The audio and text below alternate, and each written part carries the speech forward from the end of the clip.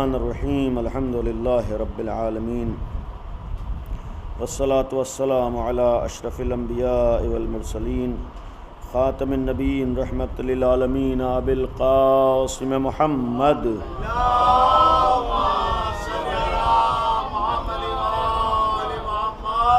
وآلہ الطیبین الطاہرین المعصومین المظلومین لا سیما الامام الثانی حسن بن علی المجتبی علیہ الصلاۃ والسلام ولعنۃ اللہ علی اعدائہم اجمعین اما بعد قال اللہ سبحانہ تبارک و تعالی وقولہ الحق اعوذ باللہ من الشیطان الرجیم هو الذی بعث فی الامین رسولا منہم یتلو علیہم آیاتہ وَيُزَكِّيهِمْ وَيُعَلِّمُهُمُ الْكِتَابَ وَالْحِكْمَةَ وَإِنْ كَانُوا مِنْ قَبْلُ لَفِي ضَلَالٍ مُبِينٍ صلوات پڑھیں محمد۔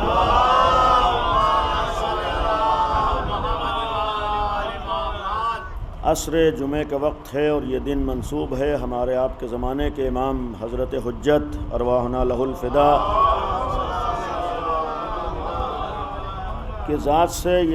اس کے علاوہ آج کی سب سے اہم مناسبت 28 صفر ہمارے اور آپ کے عظیم الشان نبی رحمت ختمی مرتبت حضرت محمد مصطفیٰ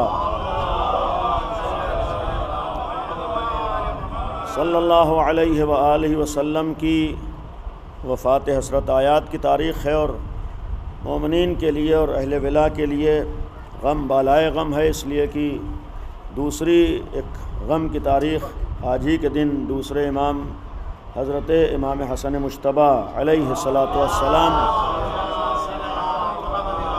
کی شہادت کی تاریخ بھی ہے۔ الحمدللہ یہاں 2 دن کا یہ ایسے موقع پر پروگرام اور یہ اہتمام کہ اس بات کا اعلان بھی ہے کہ الحمدللہ اگر ہم علی کے ماننے والے ہیں تو پیغمبر کے سلسلے میں ہمارے ہاں کوتاہیاں نہیں ہیں، اس لیے کہ پیغمبر کو اگر کسی نے واقعی مانا ہے تو امام علی نے مانا ہے، پیغمبر کو اگر واقعی پہچانا ہے تو امام علی نے پہچانا ہے، پیغمبر کو واقعی اگر کسی کے پاس شناخت تھی تو صرف امام علی کے پاس تھی۔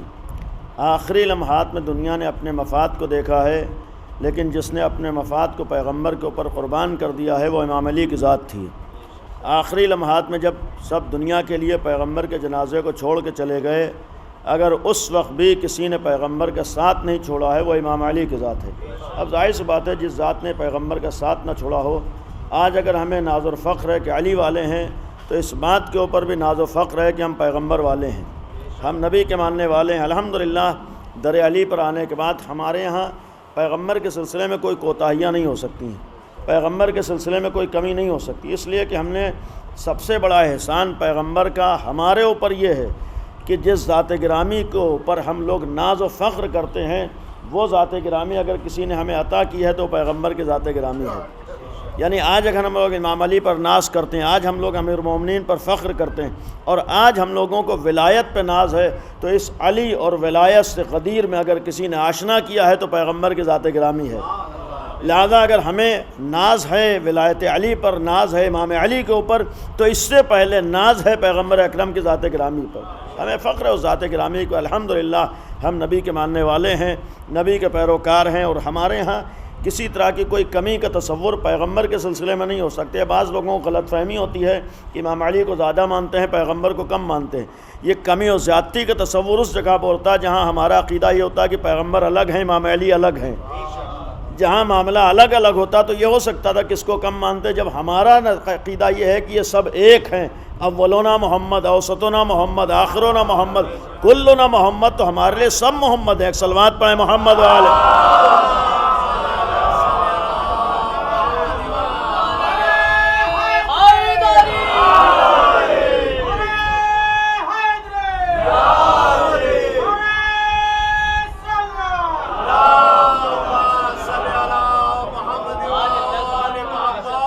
آج کی تاریخ پیغمبر کی وفات کی تاریخ ہے، اس لیے ہمارے یہاں یوم غم ہے، اور دوسری چونکہ مناسبت امام مجتبی علیہ الصلاۃ والسلام کی شہادت کی تاریخ ہے، اس لیے بالائے غم ہے، اور پھر یہاں پر تعزیوں کا اٹھنا، اور ایام عزا بھی ہمارے یہاں 2 مہینے 8 دن امام حسین سے بھی منسوب تاریخ ہے۔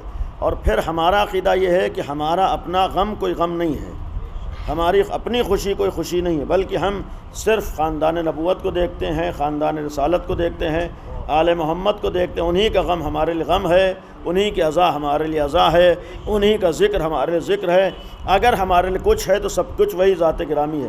لہذا پیغمبر کے سلسلے میں وہ آیت آپ کے سامنے تلاوت کی ہے، ربط مصائب کے لیے صرف ہے کہ پیغمبر کے دنیا میں آنے کا مقصد کیا ہے، اور جو پیغمبر کے آنے کا دنیا میں مقصد تھا وہی مقصد امام علی کا تھا، وہی مقصد امام حسن کا تھا، وہی مقصد کربلا میں امام حسین کا ہے۔ یعنی اگر کربلا میں بھی نبی کے نواسے نے قربانی دی ہے تو اسی مقصد کے لیے دی ہے جس کے لیے پیغمبر اکرم آئے تھے، اور خود اسی سے اندازہ ہوتا ہے کہ ہمارے نبی کی عظمت و اہمیت کیا ہے۔ یعنی آج اگر ہم کربلا کو مناتے ہیں، کربلا کی یاد مناتے ہیں، کربلا کا تذکرہ کرتے ہیں، تو اس لیے کربلا کا غم مناتے ہیں کہ کربلا میں حسین ابن علی نے قربانی دے کر پیغمبر کے مشن کو بچایا تھا، پیغمبر کے دین کو بچایا تھا، پیغمبر کے لائے ہوئے اسلام کو بچایا تھا۔ اور یہ خود اسلام اور پیغمبر اسلام کی عظمت کی دلیل ہے کہ اگر امام حسین نے اپنی قربانی دے دی ہے لیکن نبی کے نام پر آنچ نہیں آنے دی ہے، نبی کے مشن پہ آنچ نہیں آنے دی ہے، تو آج ہم بھی ذکر امام حسین کر کے اس بات کا اعلان کرتے ہیں کہ ہماری نگاہوں میں پیغمبر کی عظمت بھی ہے اور پیغمبر کے لائے ہوئے دین کی عظمت بھی ہے۔ ایک صلوات پڑھ دیں محمد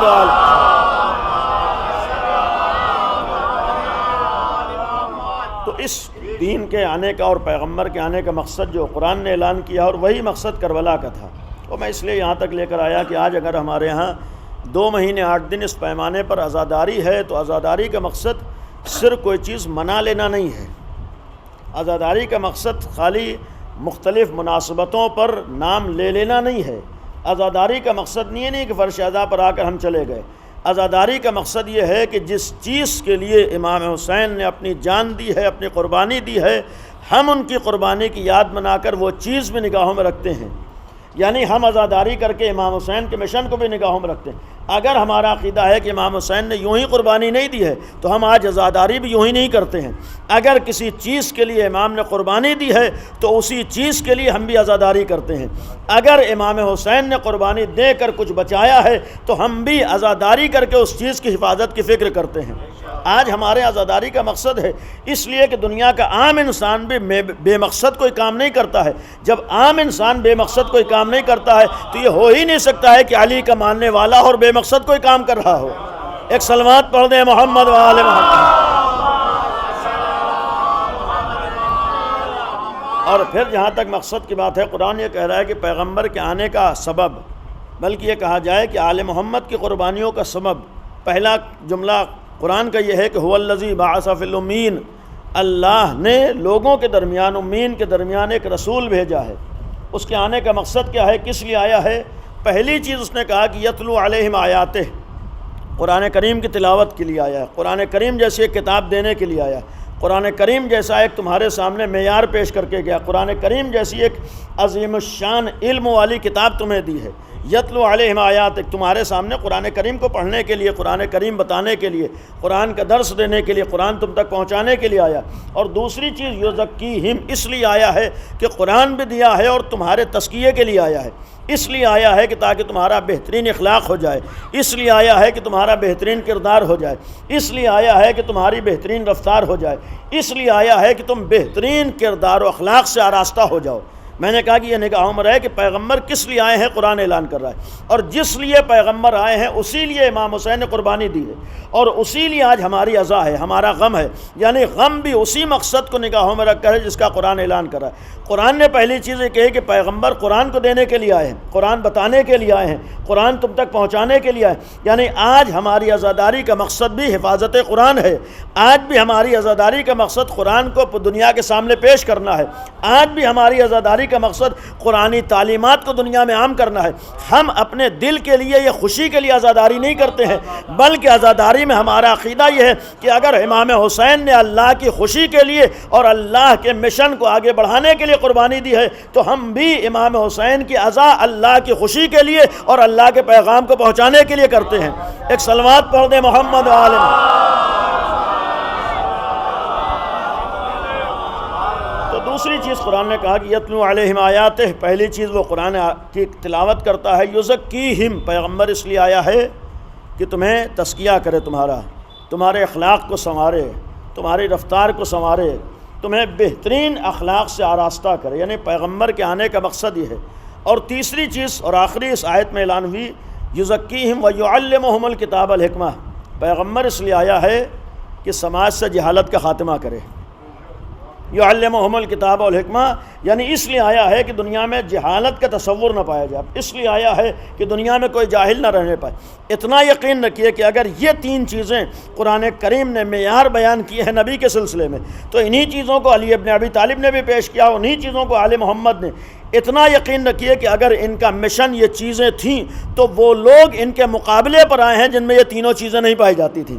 یعنی نبی کے مقابلے پر وہی لوگ آئے کہ جو دین سے بھی دور تھے، شریعت سے بھی دور تھے، اخلاق سے بھی دور تھے اور علم بھی سے دور تھے۔ اور کربلا میں بھی حسین ابن علی کے مقابلے میں جو آئے ہیں، نہ ان کے پاس قرآن تھا، نہ ان کے پاس اخلاق تھا، نہ ان کے پاس علم تھا۔ یعنی یہی چیزیں انسان کو حق تک پہنچاتی ہیں، اور یہ چیزیں نہ ہوں تو انسان کو حق کے مقابلے پر لے آتی ہیں۔ اتنے زمانے کے بعد عزاداری کرنے کا ایک مقصد یہ بھی ہوتا ہے کہ یہ ساری چیزیں ہمارے سامنے آتی رہیں اور ہم ان چیزوں پر عمل کرتے رہیں، تاکہ اگر ہمارے زمانے کا یزید سر اٹھانا چاہے تو ہم حسینیت کا ثبوت دیتے ہوئے یزیدیت کا مقابلہ کر سکیں اور یزید کے سر کو کچل سکیں۔ ایک صلوات پڑھ دیں محمد علیہ۔ اس کا مطلب ہے کہ ہر زمانے میں عزاداری کر کے اپنے کو حسینی بنانا ہے، عزاداری کر کے اپنے اندر حسینیت کی جلا بخشنا ہے، عزاداری کر کے اپنے اندر حسینیت کو تقویت دینا ہے، عزاداری کر کے اپنے کو اس لائق بنانا ہے کہ اگر ہمارے زمانے کا یزید سر اٹھانا چاہے تو سر اٹھا نہ سکے، اگر ہمارے زمانے میں یزیدیت آگے بڑھنا چاہے تو ہم مقابلے پر آ کر یہ ثبوت پیش کریں کہ ہم آج کے حسینی ہیں۔ اور یہ اسی وقت ہو سکتا ہے، قرآن کہہ رہا ہے کہ جب تمہارے پاس قرآنی تعلیمات بھی ہوں، جب تمہارا بہترین اخلاق و کردار بھی ہو اور تم علم سے بھی آراستہ ہو۔ یہ تین چیزیں تمہیں مضبوط کرتی ہیں، یہ تین چیزیں تمہیں حسینی بناتی ہیں۔ یعنی اگر حسینی بننا ہے تو تمہیں قرآن سے بھی وابستہ ہونا ہوگا، اگر حسینی بننا ہے تو تمہیں اچھے اخلاق کو بھی اپنانا ہوگا، اور اگر تمہیں حسینی بننا ہے تو اپنے سماج سے جہالت کا خاتمہ بھی کرنا ہوگا۔ ایک صلوات پڑھ دے محمد والے۔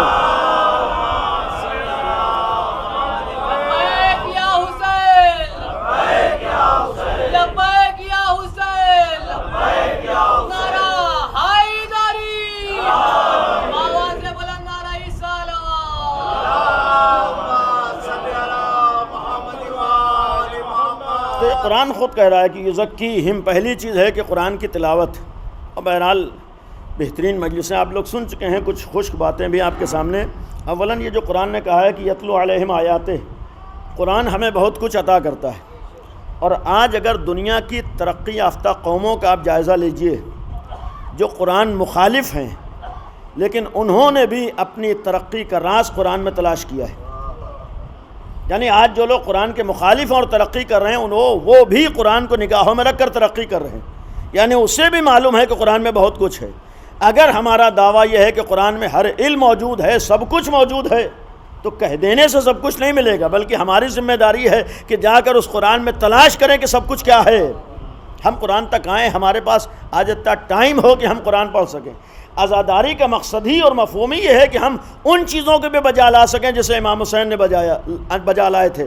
اگر امام حسین نے نوک نیزہ پر قرآن کی تلاوت کی تھی تو یہ خالی سننے کے لیے نہیں ہے کہ قرآن کی تلاوت کی تھی، بلکہ اپنے اندر یہ جذبہ پیدا کرنے کے لیے کہ اگر ہمارے آقا نے گلا کٹنے کے بعد قرآن کی تلاوت کی ہے تو ہم کسی حالت میں تلاوت قرآن کو چھوڑ نہیں سکتے ہیں۔ اصل معاملہ عزاداری کا یہ ہے، اصل معاملہ فرش عزا پر بیٹھنے کا ہے کہ ہم بھی قرآن پڑھنے کا جذبہ رکھتے ہوں۔ اور پھر آج تو یہ نہیں کہہ سکتے ہیں کہ ہمارے پاس وسائل نہیں ہے، ہمارے پاس ذرائع نہیں۔ آج ہر نوجوان کے ہاتھ میں موبائل ہے، آج ہر نوجوان موبائل لیے ہوئے۔ آج تو یہ بھی نہیں ہے کہ آپ کو جا کے دکان پہ قرآن خریدنا ہے، آج تو یہ بھی نہیں ہے کہ آپ کو پیسہ خرچہ کرنا ہے، آج تو یہ بھی نہیں ہے کہ ہم زبان نہیں جانتے ہیں۔ آج تو آپ کے پاس موبائل ہے، اس کا مطلب اس میں ہر چیز موجود ہے، ہر زبان میں ہر چیز موجود ہے۔ کم از کم اتنی توفیق کی ضرورت ہے کہ ساری مصروفیتوں کے ساتھ کبھی ہمیں ایک احساس بھی ہو جائے کہ ہم حسین ابن علی کے ماننے والے ہیں۔ اگر یہی ہمیں احساس ہو جائے کہ ہم حسین ابن علی کے ماننے والے ہیں تو یقیناً ہم اس میں قرآن کو بھی پڑھیں گے، دین کو بھی سیکھیں گے، شریعت کو بھی سیکھیں گے۔ اگر ہم نوجوان ہیں اور ہمیں 24 گھنٹے میں اپنے لیے وقت مل جاتا ہے تو کبھی تو احساس ہوگا کہ اپنے وقت کے ساتھ ساتھ کچھ ٹائم ہم کو آل محمد کے لیے بھی نکالنا ہے، کچھ ٹائم ہمیں قرآن کے لیے نکالنا ہے۔ 24 گھنٹے ہمارے پاس گیم کھیلنے کے لیے، 24 گھنٹے ہمارے پاس کارٹون دیکھنے کے لیے، 24 گھنٹے ہمارے پاس مختلف چیزوں میں بزی رہنے کے لیے، لیکن ان چیزوں کے ساتھ ساتھ انسان سے بتائیے عظیم الشان دن آج ہمارے سامنے تھا، 2 معصوموں کے غم کا دن تھا۔ ہمارے درمیان کتنے لوگ ایسے تھے کہ جنہیں اس 24 گھنٹے میں یہ احساس ہوا ہو کہ موبائل جیسی نعمت ہمارے پاس ہے، ہم اس میں سے 10 منٹ امام حسن کی سیرت کو پڑھ لیں، 10 منٹ ہم پیغمبر کی سیرت کو پڑھ لیں۔ ہم میں سے کتنے لوگ ہیں جن کو احساس ہوتا ہے؟ اتنا یقین رکھیے کہ صرف زبان سے حسینی کہہ دینا اور ہوتا ہے، لیکن تعلیمات امام حسین کو نگاہوں میں رکھ کر اپنے کو واقعی حسینی بنانا اور ہوتا ہے۔ آج ہمارا سب سے بڑا وظیفہ یہ ہے کہ خالی ہماری زبان پر حسینیت نہ ہو، بلکہ ہم اپنے کو ثابت کریں کہ واقعی حسین ابن علی کے چاہنے والے ہیں۔ اس لیے کہ آج کا زمانہ تو یہ زمانہ ہے کہ ہم لوگ کہتے تھے یزیدیت کا سر کچل دیا گیا ہے، یزیدیت نابود ہو چکی ہے، یزیدیت ختم ہو چکی ہے۔ نہیں، کرونا جیسی وبا آئی تو کچھ لوگوں کو یہ احساس ہوا کہ شاید اس سال حسینیت پہ کوئی اثر پڑ گیا ہے، اس سال عزاداری میں کوئی اثر پڑ گیا ہے، لہذا پاکستان میں یزیدیت نے سر اٹھا کر یہ اعلان کرنا چاہا کہ آج ہم زندہ ہیں۔ لیکن ہر زمانے کا حسینی یہی پیغام دیتا ہے کہ ایسا نہیں ہے کہ اس وبا کا اثر عزاداری پر پڑا ہو، جیسے بھی حالات آ جائیں ہم ساری چیزوں کو چھوڑ سکتے ہیں، لیکن اب عبداللہ الحسین کو نہیں چھوڑ سکتے ہیں، عزاداری کو نہیں چھوڑ سکتے ہیں۔ تمام حالات میں عزاداری کر کے ہم دنیا کو یہ بھی پیغام دیتے ہیں کہ کم از کم جب تک حسینی موجود ہے کسی بھی یزید کو سر نہیں اٹھانے دے گا۔ ایک صلوات پڑھ دیں محمد و آل محمد۔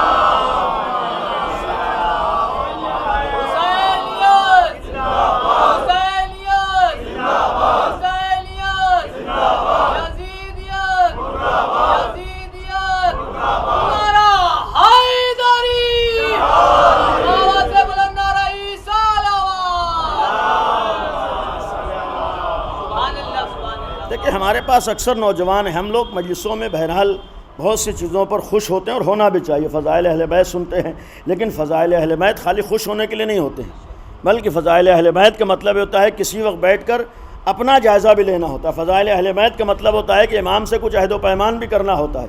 آج اگر ہم حسینی ہیں تو ہمیں واقعی معنی میں اس طرح سے حسینی بنانا ہے کہ کربلا میں بھی اس وقت حسینیوں کی بظاہر تعداد بہت زیادہ تھی، لیکن اس تعداد میں کتنے لوگ امام کے ساتھ کربلا آ سکے، اس تعداد میں کتنے لوگ امام کے ساتھ شریک ہو سکے، کتنے لوگ امام کے ساتھ اس مشن میں شریک ہو پائے۔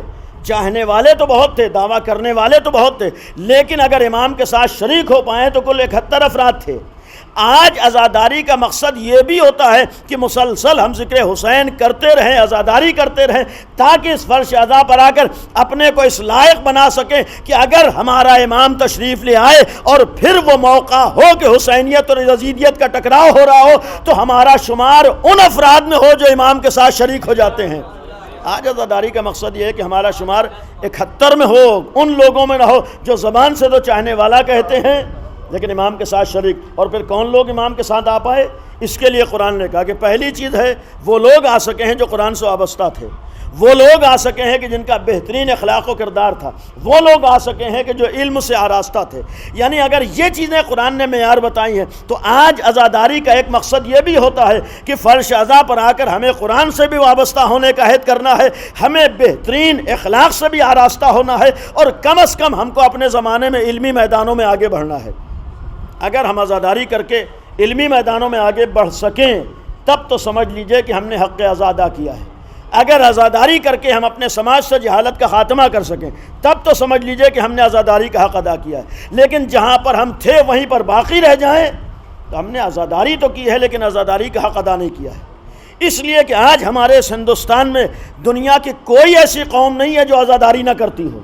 اگر دنیا کی ہر قوم عزاداری کرتی ہے تو فرش عزا پر آ کر ہم کو یہ بھی تو ثبوت پیش کرنا ہے کہ ہم میں اور غیروں میں فرق پایا جاتا ہے۔ فرق اسی وقت ہوگا کہ غیر آتا ہے خالی عزاداری کر کے چلا جاتا ہے، لیکن واقعی حسینی وہی ہوتا ہے جو خالی عزاداری نہیں کرتا ہے بلکہ کرنے کے ساتھ ساتھ اپنی ذمہ داریوں کو بھی سمجھتا ہے، اپنے فرائض کو بھی سمجھتا ہے۔ یہاں آ کر اسے احساس ہوتا ہے کہ ہم کو اپنے کو کیا بنانا ہے، اور جو بنانا ہے ان میں بنیادی چیز ہے ہمارے اخلاق کیسا ہے، ہمارا کردار کیسا ہے، ہمارا دوسروں کے ساتھ رویہ کیسا ہے، ہمارا دوسروں کے ساتھ برتاؤ کیسا ہے۔ جس نبی رحمت کی بات ہے اور جن آل محمد کا تذکرہ ہے، کتنے ایسے واقعات ہیں کہ ان کا کردار اور اخلاق ایسا تھا کہ اگر دشمن بھی آتا تھا تو اس کردار و اخلاق کو دیکھ کر کہنے پر مجبور ہو جاتا تھا کہ اب تک جو باتیں ہم سے بتائی گئیں سب غلط تھیں، آپ حق ہیں۔ اگر یہ طریقہ اہل بیت کا تھا، اگر یہ طریقہ آل محمد کا تھا، اگر یہ طریقہ امام حسن کا تھا، تو آج ہمارا سب سے بڑا فریضہ یہ ہے کہ ہمارا بھی اخلاق و کردار اتنا اچھا ہو کہ اگر دشمن بھی ہم کو دیکھے تو کہنے پر مجبور ہو جائے کہ ہم غلط ہیں اور آپ صحیح ہیں۔ آج تو ہماری ذمہ داری ہے کہ ہمارا اخلاق ایسا ہو، ہمارا کردار ایسا ہو، لیکن آج ہمارے ساتھ بعض جگہوں پر المیہ تو یہ ہے کہ اسلام کہتا ہے کہ تمہارا رویہ دشمنوں سے بھی محبت آمیز ہو، دشمنوں سے بھی اچھا ہو۔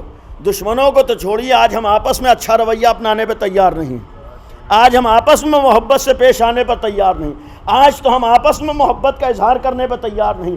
آج ہم غیر کو تو چاہے غیر سمجھ رہے ہوں لیکن اپنے کو اپنا سمجھنے پہ تیار نہیں، بلکہ آج ہمارا فریضہ صلوات پڑھیں محمد و آل محمد۔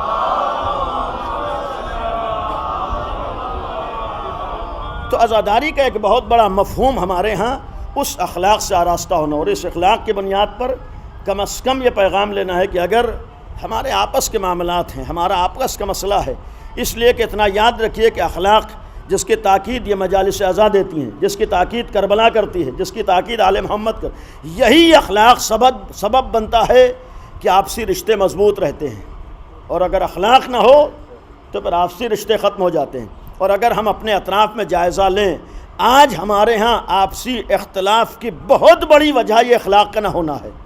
بقیہ مسائل تو بعد کے ہوتے ہیں، سب سے پہلا قدم ہی آپسی اختلاف کا غلط اخلاق و غلط رویہ ہوتا ہے۔ کتنے نمونے ایسے آتے ہیں کہ ابھی نیا رشتہ ہوا ہے، کچھ ہی دن میں معاملات بگڑنے لگتے ہیں۔ یہ اسی لیے بگڑنے لگتے ہیں کہ ہم سب کچھ تو نگاہوں میں رکھتے ہیں، اخلاق اہل بیت کو نگاہوں میں نہیں رکھتے ہیں۔ مجالس اعزا کا ایک مقصد ہی ہوتا ہے کہ ہمیں اہل بیت کے اخلاق کو نگاہوں میں رکھنا ہے، آل محمد کے کردار کو نگاہوں میں رکھنا ہے، اہل بیت کی سیرت کو نگاہوں میں رکھنا ہے۔ ایک صلوات پڑھ دیں محمد والے۔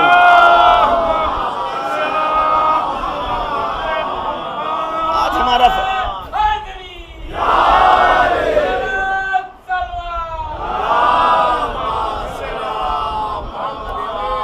ایک پیغام عزاداری بھی ہمیں یہ احساس ہو کہ ہمیں بہترین اخلاق سے اپنے کو آراستہ کرو۔ اس کے لیے آخری بات عرض کر دوں، اخلاق کا ایک معاملہ سب سے پہلا اس کا زینہ انسان کا اچھا رویہ، اچھا برتاؤ ہے۔ اخلاق کا سب سے پہلا زینہ دوسروں کے ساتھ محبت سے پیش آنا ہے۔ آج ہم لوگ کس حد تک دوسروں کے ساتھ محبت سے پیش آتے ہیں؟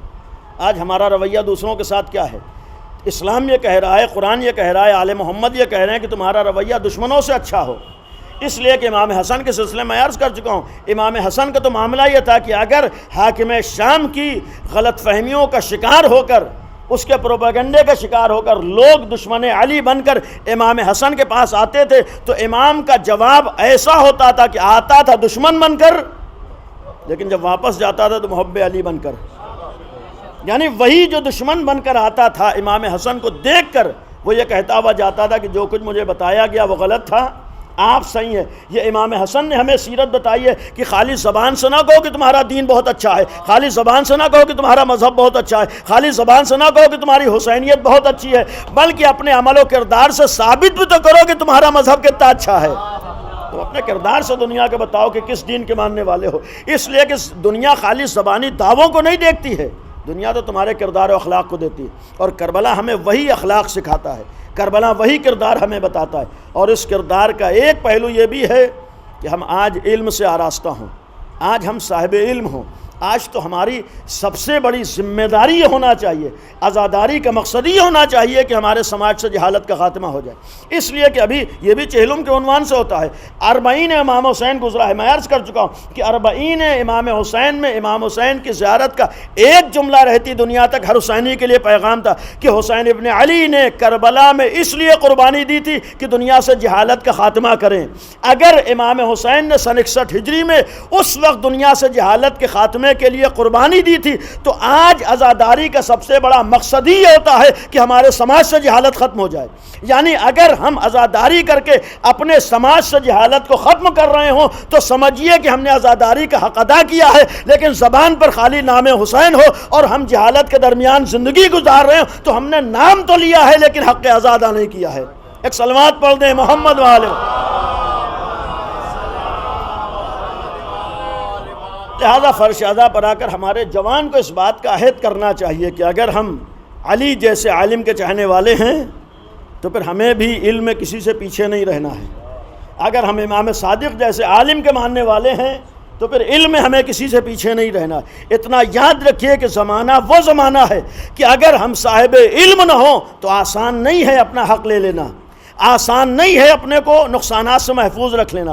انسان اسی وقت اپنا حق لے سکتا ہے یا اپنے کو نقصانات سے بچا سکتا ہے جب انسان علمی میدانوں میں آگے بڑھے، ورنہ معمولی پڑھائی پڑھ کے بھی آج کے زمانے میں ہم اور آپ کچھ کر نہیں سکتے ہیں، معمولی ڈگری لے کر بھی کچھ کر نہیں سکتے ہیں۔ نوبت تو یہ ہونا چاہیے کہ جہاں سے ہمیں امید ہے کہ ہمیں کوئی فائدہ پہنچے، ہمارے اور آپ کے افراد بھی وہاں پر ہوں، تب تو انسان فائدہ اٹھا پاتا ہے۔ ورنہ خالی دوسروں کی طرح اگر ہم پڑھ رہے ہوں کہ اتنا پڑھ لیں کہ کوئی نوکری لگ جائے، تو پڑھائی نوکری لگنے کے لیے نہیں ہوتی ہے۔ یہ ہمارے ذہن میں غلط فہمی پہلے ہی دن بیٹھ جاتی ہے کہ ہمیں اس لیے پڑھنا ہے کہ ہم کسی کے نوکر بن جائیں۔ پڑھائی نوکری کرنے کے لیے نہیں ہوتی، بلکہ پڑھائی اس لیے ہوتی ہے کہ ہم دوسروں کو نوکر بنا سکیں۔ بھائی پہلے دن سے یہ سوچ اگر ذہن میں ہو کہ ہمیں اس لیے نہیں پڑھنا ہے کہ دوسروں کی غلامی کرنا ہے، ہمیں تو اس لیے پڑھنا ہے کہ دنیا کی غلامی سے آزادی حاصل کرنا ہے، تب انسان کامیاب ہو سکتا ہے۔ علی ابن ابی طالب کا جو علم تھا، علی ابن ابی طالب نے صاحب علم ہو کر کسی کی غلامی نہیں کی ہے، بلکہ علی ابن ابی طالب نے ایسا علم سکھایا ہے کہ دنیا تمہاری غلام ہو جائے۔ معاملہ اصل یہ ہے کہ ہم اتنی محنت کریں، اتنی ترقی کریں کہ ہم دوسروں کے پیچھے نہ چل رہے ہوں، بلکہ جس طریقے سے آل محمد کا معاملہ یہ تھا کہ دشمن ساری دشمنی کرنے کے بعد بھی ایک جگہ پر آ کر کہنے پر مجبور ہو جاتا تھا کہ ہمارے پاس سب کچھ تو ہے لیکن پھر بھی اہل بیت کے در پہ سر جھکانے پر مجبور ہے۔ وہ کون سی چیز تھی؟ وہ اہل بیت کا علم تھا۔ یعنی عزاداری کا ایک آخری پیغام ہمارے لیے علم ہونا چاہیے۔ ہم عزاداری میں آنے کے بعد یہ عہد کریں کہ ہمارا ہر نوجوان علمی میدانوں میں آگے بڑھے گا۔ اور اس کا خالی ایک نمونہ آپ کے سامنے پیش کر دوں۔ آج کے زمانے میں اس وقت دنیا کو سب سے زیادہ اگر کسی چیز سے دشمنی ہے تو وہ مذہب اہل بیت ہے، وہ دین اہل بیت ہے، وہ حسینیت ہے، وہ کربلا ہے، وہ آل محمد ہے۔ وجہ کیا ہے کہ چونکہ یہی وہ ہیں جن کے ہوتے ہوئے باطل سر نہیں اٹھا سکتا ہے، یہی وہ ہیں کہ جن کے ہوتے ہوئے برائی سر نہیں اٹھا سکتی ہے، یہی وہ ہیں کہ جن کے ہوتے ہوئے کوئی ظالم کامیاب نہیں ہو سکتا ہے۔ تو ظاہر سی بات، جب ظالم کامیاب نہیں ہو سکتا ہے، برے سر نہیں اٹھا سکتے ہیں، باطل آگے نہیں بڑھ سکتا ہے، تو دنیا میں جتنے باطل ہوں گے وہ اہل بیت کے مخالف ہوں گے، جتنے ظالم ہوں گے وہ آل محمد کے مخالف ہوں گے، جتنے برے ہوں گے انہیں حسینیت کھلتی ہوگی۔ اصل معاملہ یہی ہے کہ یہ مشن ہی ہے دنیا سے برائیوں کے خاتمے کے لیے، ظالمین کا مقابلہ کرنے کے لیے، فاسق اور باطل افراد کو ختم کرنے۔ تو دنیا میں جتنے بھی باطل ہوں، اتنا اطمینان رکھیے کہ وہ کسی اور کے دشمن نہیں ہیں بلکہ حق کے ماننے والوں کے دشمن ہیں۔ اس لیے کہ شیطان کے بارے میں بھی ایک غلط فہمی یہ ہوتی ہے کہ سب کو بہکاتا ہے۔ شیطان کسی کو نہیں بہکاتا ہے بلکہ شیطان اسی کو بہکاتا ہے جو حق کے راستے پر ہوتا ہے۔ ہم یہ خوش ہوتے ہیں کہ شیطان دنیا کو بہکا رہا ہے، ہم محفوظ ہیں، شیطان کسی کو نہیں بہکا رہا۔ شیطان اگر بہکائے گا خالی اس کو بہکائے گا جو حق کے راستے پر ہو۔ اس لیے پہلے دن اسی نے یہی تو جملہ کہا تھا، معبود مجھے مہلت دے دے تاکہ میں انہیں بہکاؤں جو صراط مستقیم پر ہے۔ تو جب صراط مستقیم والوں کو بہکائے گا تو جسے یقین ہو کہ ہم صراط مستقیم پر ہیں تو یہ بھی یقین رکھیے کہ شیطان ہمارے پیچھے ہے۔ تو جب شیطان پیچھے ہے تو ہر دور میں جتنے شیطان ہوں گے سب کسی اور کے دشمن نہیں ہوں گے، آل محمد کے دشمن ہوں گے، آل محمد کے دین کے دشمن ہوں گے۔ جب دین کے دشمن ہیں تو اپنے حساب سے ہر کوشش کرے گا، اور جہاں جہاں حسینیت ہوگی، جہاں جہاں ولایت ہوگی، جہاں جہاں کربلا ہوگی، جہاں جہاں عزاداری ہوگی، دنیا کی ہر باطل طاقت اس سے ٹکرانے کی کوشش کرے گی۔ اور اسی کا ایک نمونہ اس وقت ہمارے سامنے ایران جیسا ملک ہے۔ دیکھیے، ایران کی مخالفت کا صرف اور صرف سبب یہ ہے کہ وہاں پر ولایت علی ہے۔ ایران کی مخالفت کا صرف اور صرف سبب یہ ہے کہ وہاں کربلا ہے۔ ایران کی مخالفت کا صرف سبب یہ ہے کہ وہاں آخری امام کا عقیدہ ہے۔ وہاں معاملہ ہی یہ ہے کہ وہاں اس راستے کو اپنایا ہے جو اہل بیت کا راستہ تھا۔ رہبر انقلاب نے ایک جملہ کہا تھا کہ ہم لوگ یہ کہتے ہیں کہ دنیا اسلام کی مخالف ہے، اگر اسلام کی مخالف ہوتی تو دنیا میں جتنے اسلامی ممالک ہیں سب کی یہ دنیا مخالف ہوتی، کسی ایک کی مخالف نہیں، اکیلے ایران کی کیوں مخالف ہے؟ وجہ یہ ہے کہ ایران کے پاس جو اسلام ہے وہ اوروں کے پاس نہیں ہے۔ ایران نے وہ اسلام اپنایا ہے جو کربلا والا تھا۔ کربلا والا اسلام تو پیغام دے دیتا ہے کہ تم گلے تو کٹا سکتے ہو لیکن باطل کے آگے سر نہیں جھکا سکتے ہو، اور وہ آج ہمارے سامنے موجود ہے کہ آج عزت کے ساتھ سر اٹھا کر جی رہا ہے۔ کتنی کوششیں ہوئی ہیں، آل سعود نے جتنی دولت ایران کے خلاف ایران کو شکست دینے کے لیے خرچ کی ہے اتنا اس نے اپنے فائدے کے لیے بھی خرچ نہیں کی ہے، لیکن دشمنی میں یہ ہوتا ہے۔ آل یہود نے کتنی کوششیں کی ہیں، آج امریکہ اور اسرائیل کتنی کوششیں کر رہا ہے، لیکن ان ساری کوششوں کے بعد اس 40 سال کے عرصے میں بتائیے کبھی کسی موقع پر کیا ایران کا سر جھکا پایا؟ صرف ایک پیغام دینے کے لیے کیا کوئی بھی مقصد ایران سے حاصل کر پائے؟ آج کسی بھی موقع پر آپ دکھا دیے کہ ایران ان کے آگے جھکا ہو، بلکہ یہ مختلف موقعوں پر مجبور ہوتے ہیں ایران کے آگے سر جھکانے کے لیے، اس لیے کہ ان کی کوئی بھی منشا، وجہ کیا ہے، سبب کیا ہے؟ جس دن سے انقلاب اسلام آیا ہے اس دن سے ایران کا مشن یہ تھا کہ اپنے ملک سے جہالت کا خاتمہ کر دو۔ اس ملک سے انہوں نے اپنے نوجوانوں کو علمی میدانوں میں آگے بڑھایا، اور یہ علمی میدانوں میں آگے بڑھنے کا نتیجہ ہی یہ ہے کہ ساری طاقتیں ایک طرف ہیں اور یہ سب مل کر بھی ایران کے سر کو نہیں جھکا پا رہی۔ یہ ہمارے اور آپ کے لیے درس ہے کہ اگر آج تمہیں عزت سے سر اٹھا کر جینا ہے اور کسی باطل کے آگے سر جھکانے پر مجبور نہیں ہونا ہے تو جب تک تم علم حاصل نہیں کرو گے اس وقت تک عزت سے سر اٹھا کر جی نہیں سکتے ہو۔ حسین ابن علی نے ہمیں عزت سکھائی ہے۔ کربلا کا سب سے بڑا ہمارے لیے درس ہی یہ ہے کہ ہم عزت سے ہاتھ نہیں دھو سکتے، عزت سے پیچھے نہیں ہٹ سکتے ہیں، عزت کا سودا نہیں کر سکتے ہیں۔ حسین نے یہی تو پیغام دیا تھا کہ جہاں ذلت و رسوائی کی بات آئے، حیات من ذلت، ہماری ذات سے ذلت دور ہے، ہمارے گلے تو کٹ سکتے ہیں لیکن ہم ذلت کو گوارا نہیں کر سکتے ہیں۔ اور یہ درس آج بھی ہمارا اہل بیت کا ہمارے لیے ہے۔ حتیٰ پیغمبر اکرم کی بھی وفات اسی مشن کو دنیا میں بڑھانے کے لیے تھی۔ ہم لوگ وفات کہتے ہیں لیکن تاریخ میں ہے کہ پیغمبر بھی شہید کیے گئے ہیں۔ جنگ خیبر میں پیغمبر کو ایک عورت نے زہر دیا ہے جو آہستہ آہستہ اثر کر رہا تھا۔ آج کی تاریخ ہے کہ پیغمبر دنیا سے گئے ہیں۔ امام حسن کی بھی شہادت ہوئی ہے۔ پیغمبر کے بڑے نواسے ہیں جو آج کے دن شہید کیے گئے ہیں۔ حاکم شام نے زہر دلوایا ہے، اور خالی زہر ہی نہیں دلوایا ہے بلکہ یہ بھی تو تاریخ نے لکھا ہے کہ جب حاکم شام نے زہر دلوایا ہے، نبی کے نواسے کو قتل کیا ہے، شہید کیا ہے، اور جب نبی کے نواسے کا جنازہ روضہ رسول کی طرف بڑھا ہے تو اس وقت اپنے کو مسلمان کہنے والے ام المومنین کی سرپرستی میں نبی کے نواسے کے مقابلے پر آئے کہ ہم نبی کے نواسے کو پیغمبر کے پہلو میں دفن نہیں ہونے دیں گے۔ اور اس وقت تاریخ نے لکھا ہے کہ جب جنازہ روضہ رسول کی طرف بڑھ رہا تھا اس جنازے کے اوپر تیر برسائے گئے ہیں، کئی تیر امام مجتمع کے جسم مبارک پر لگے ہیں۔ آج کوئی بھی نوجوان برداشت نہیں کر پائے گا کہ اس کے عزیز کا جنازہ جا رہا ہو کوئی ایک پتھر بھی پھینک دے۔ آج کسی نوجوان سے برداشت نہیں ہوگا۔ کتنا بڑا امتحان آل محمد دے رہے ہیں، خالی کربلائی میں امتحان نہیں دیا ہے بلکہ قدم قدم پر اہل بیت نے امتحان دیا۔ یہ معمولی امتحان آج کی تاریخ میں نہیں تھا کہ امام حسن کا جنازہ جا رہا ہو اور اس جنازے کے اوپر تیر برسائے جا رہے ہیں، اور کئی تیر امام مجتبیٰ کے جنازے پر لگے ہیں۔ امام حسین جنازے کو واپس لے کر آئے، فرمایا تو بھیا عباس یہی تو کہا ہوگا کربلا ابھی دور ہے، میرے لال صبر کرو۔ امام حسن کو پھر جنت البقیع میں لے جا کر دفن کیا ہے۔ لیکن اس سے بڑی ایک اور مصیبت ہمارے لیے پیغمبر کا دنیا سے گزرنا ہے، پیغمبر کا دنیا سے جانا ہے۔ میں نے ابتدا میں کہا کہ پیغمبر کا دنیا سے گزرنا اگر سب سے بڑی مصیبت تھی تو یا تو علی ابن ابی طالب کے لیے تھی یا اس بیٹی کے لیے تھی جسے ہم صدیقہ طاہرہ کہتے ہیں۔ آپ نے دیکھا ہوگا گھروں میں جب کسی کا انتقال ہوتا ہے سب سے زیادہ اگر کوئی بے چین ہوتا ہے تو بیٹی ہوتی ہے، سب سے زیادہ اگر کوئی تڑپتا ہے تو بیٹی ہوتی ہے، اور جب رحمت للعالمین جیسا باپ ہو اور سیدہ جیسی بیٹی ہو تو پھر باپ کے گزرنے کے بعد بیٹی کا عالم کیا ہوگا، بیٹی کی کیفیت کیا ہوگی۔ اس لیے کہ نبی رحمت دنیا سے جا رہے ہیں، اور بیٹی کو خالی باپ کے گزرنے کا غم نہیں ہے، بلکہ اس بیٹی کو یہ بھی معلوم ہے کہ ابھی تک جو کینے اور دشمنی دلوں میں چھپی ہے، بابا کے جانے کے بعد وہ دشمنی بھی سامنے آئے گی۔ وہ سارے مناظر کو دیکھ رہے ہیں۔ بیٹی کی جدائی باپ سے آسان نہیں ہوتی ہے۔ اگر تصور کرنا ہو، گھروں میں منظر آپ نے دیکھا ہوگا کہ اگر باپ کچھ دیر کے لیے باہر جانا چاہتا ہے اور بیٹی سامنے آ جائے تو بیٹی کو خدا حافظ کہنا آسان نہیں ہوتا ہے۔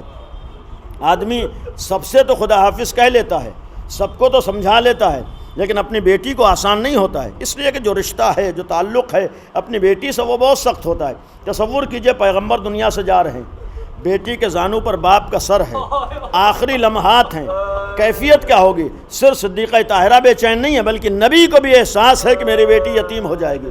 آج جناب سیدہ کی یتیمی کا دن ہے۔ اگر یہ احساس ایک دفعہ پیغمبر کے رخسار کے اوپر آنسو گرے، آنسو کا گرنا تھا، پیغمبر نے آنکھیں کھول دی، میری لال خیر تو ہے، ابھی تمہارا بابا موجود ہے، یہ کیوں گریا کر رہی ہو، کیوں آنسو بہا رہی ہو؟ فرمایا تھا بابا کوئی دروازے پر مسلسل دق الباب کر رہا ہے۔ میں کہہ چکی کہ اس وقت بابا ملاقات نہیں کر سکتے، لیکن وہ جانے پہ تیار نہیں ہے۔ پیغمبر نے اس وقت جملہ فرمایا تھا، فاطمہ یہ تنہا تمہارے در کا شرف ہے، اس لیے کہ آنے والا وہ ہے جو کسی دروازے پر اجازت کا محتاج نہیں ہوتا ہے۔ بیٹی یہ ملک الموت ہے، اس سے پہلے اس نے کسی دروازے پر اجازت نہیں لی ہے، اور آج کے بعد بھی یہ کسی دروازے پر اجازت نہیں لے گا۔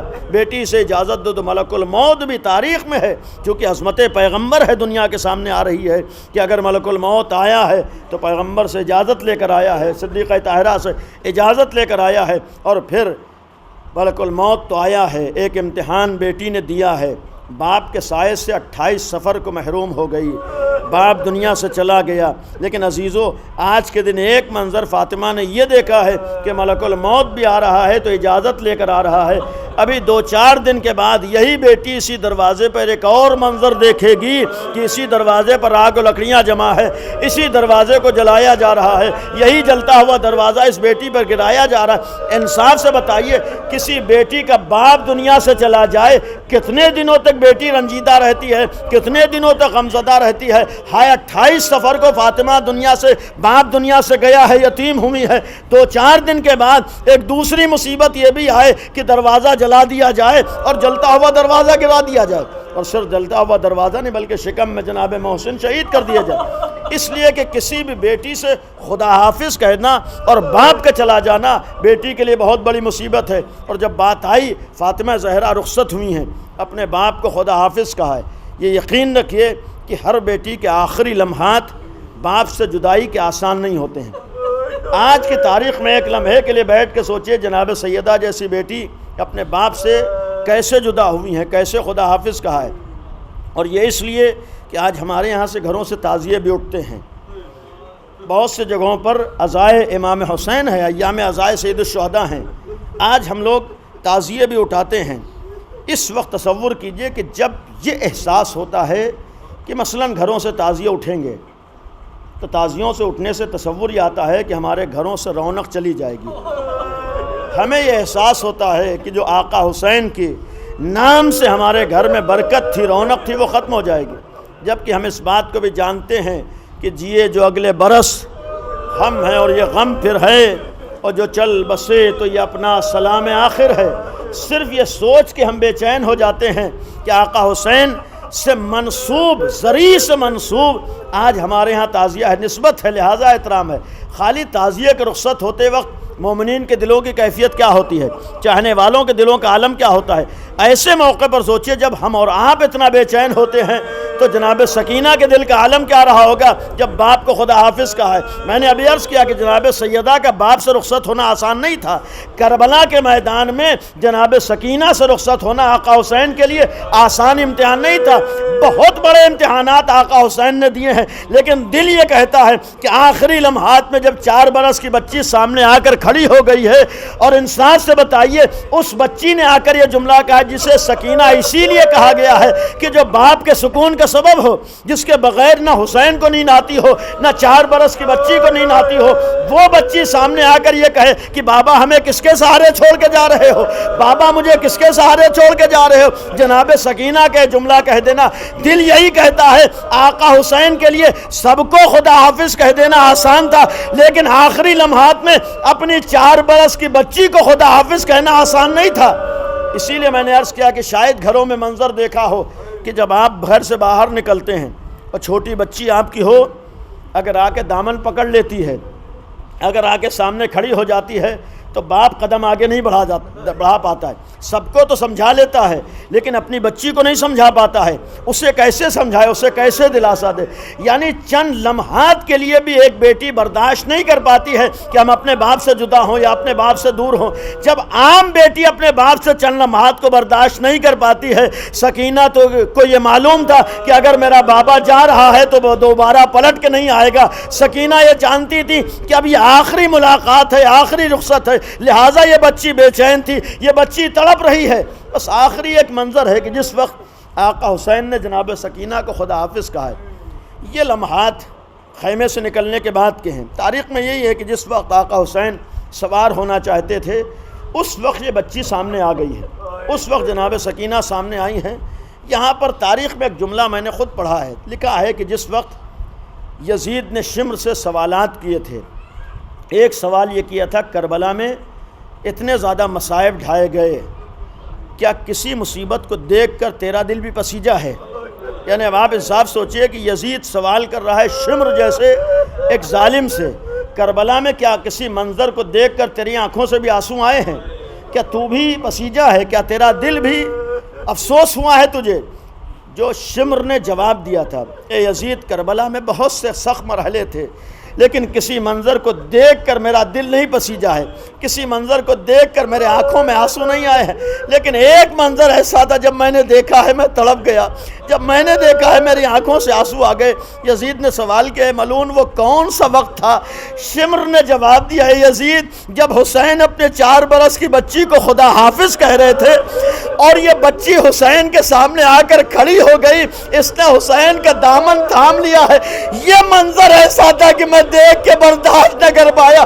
میں یہی تو سوچ رہا تھا حسین اپنی بچی کو کیسے خدا حافظ کہیں گے، حسین اپنی بچی کو کیسے دلاسا دیں گے۔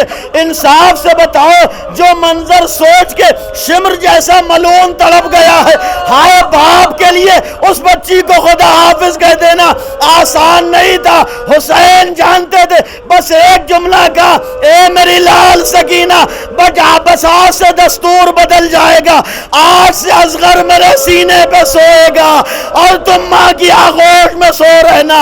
اے بچی آج سے تم ماں کی آغوش میں سونا۔ بس ایک جملہ کہا تھا، اے میری لال سکینہ باپ کو خدا حافظ کہہ دو تاکہ یہ باپ دین کی حفاظت کر سکے۔ سکینہ نے جو آخری جملہ کہا، اے بابا خدا حافظ، امتحان تو بہت بڑا ہے لیکن میں اگر آپ نے صبر کیا ہے تو آپ ہی کی تو بیٹی ہوں، میں امتحانات دے لوں گی لیکن صبر کا دامن ہاتھ سے چھوٹنے